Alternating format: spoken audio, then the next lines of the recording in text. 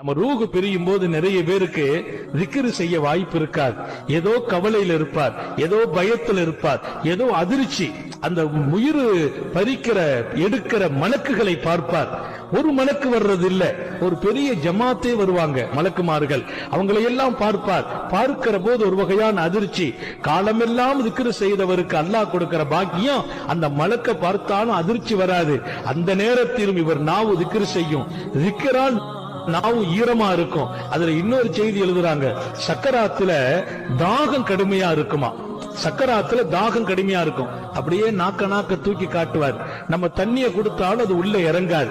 ஒரு சின்ன கப்புல பால் வச்சிருப்பாங்க, ஊத்துவாங்க, அது தொண்டையில நின்னுக்கணும். ஆனா தாகம் கடுமையா இருக்கும். நாக்கு வறண்டு போய் இருக்கும். நாக்க நீங்க பார்க்கலாம், காய்ந்து போய் இருக்கும்.